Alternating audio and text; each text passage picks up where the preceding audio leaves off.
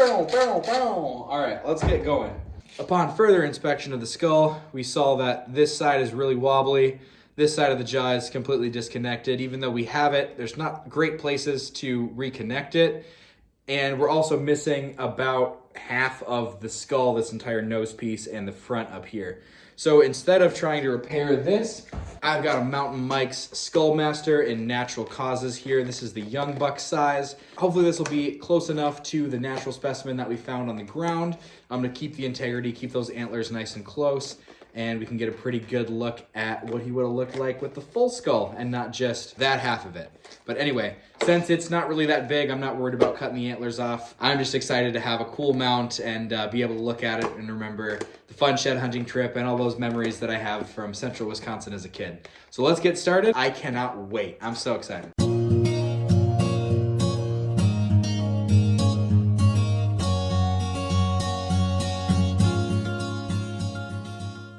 First step to getting the antlers on the skull is we've got to take the antlers off of this old piece.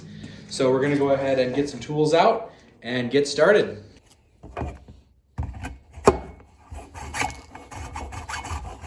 All right, well, with a little bit of pushing and prodding, we managed to get one of them off.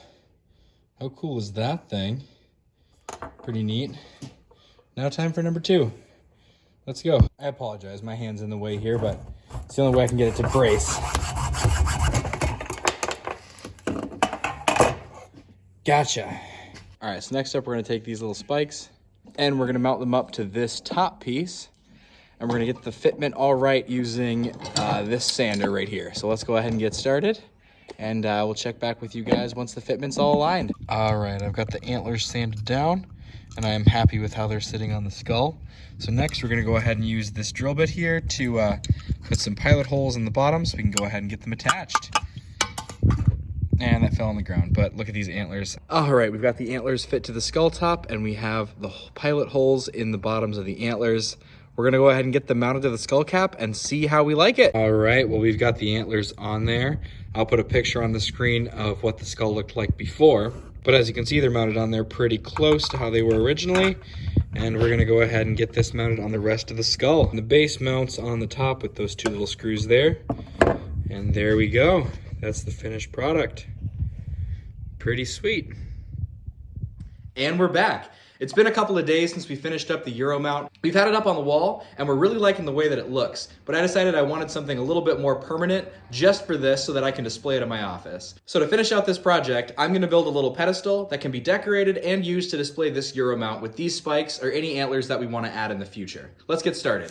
For tools, I kept it simple with just a sander, a drill, and a saw. For materials, we've obviously got the skull, a tree slab or tree cookie, depending on where you are. And I also have an old fence post out back that we're gonna be taking a piece off of. A little bit of extra tooling. And for hardware, we'll use these 2.5-inch wood screws. Preferably, I'd have screws that were a little bit longer, but these are what I have in the shop, so we'll make do. Here's that piece of fence post that I was talking about.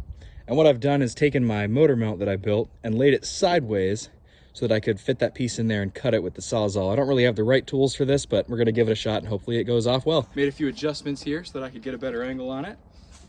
And I ought to be able to just hack it off right here.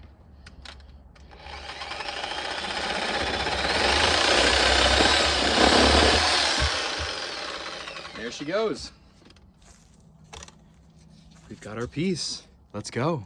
All right, we've got our section of fence post cut. Next thing we're going to do is get that side that we cut sanded down nice and flat. And that looks pretty good. All right, we've got our cut end sanded, and I'm going to leave the other end natural and rustic to keep that woodsy look. And I'm also going to leave that little bit of an angle on there so that it's easier to mount the skull off at an angle. All right, and it sits just like that. Next thing we gotta do is drill some pilot holes in the slab.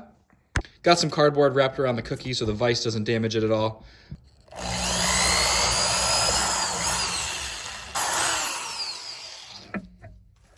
All right, we've got our holes tapped, and this is pine, so we definitely wanna have the holes tapped in there.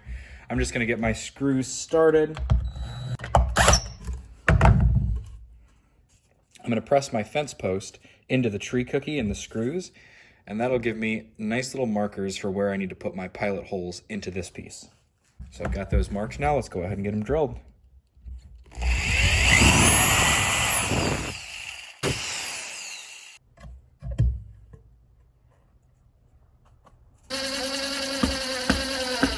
Power tools can do most of the work, but to get them nice and flush at the end and to keep them from stripping out, I like to just use good old-fashioned Phillips head screwdriver by hand.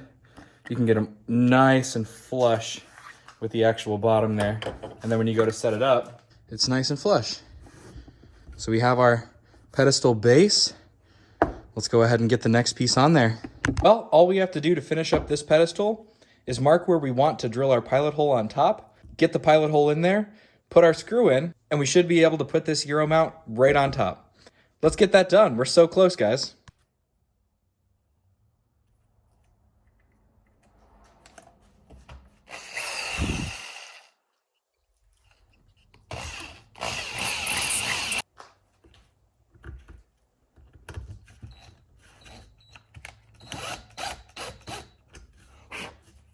This screw, we're going to put it in an angle and leave the head a little bit out. And with any luck, we have a Euro pedestal mount.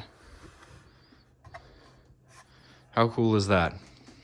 Slap a shed on there and boom. And there you have it, a quick and easy pedestal for making your Euro mount its own art piece. And honestly, the possibilities with this are endless. You could decorate the cookie on the bottom with leaves, twigs, rocks, anything from the place that you found the sheds or got the deer. Hopefully you guys enjoyed this quick and easy tutorial. If you did, feel free to drop a like on the video and throw a comment down below to let us know what you think of our finished product. And as always, if you want to support the channel, subscribe to take the lead, and we'll see you guys in the next one.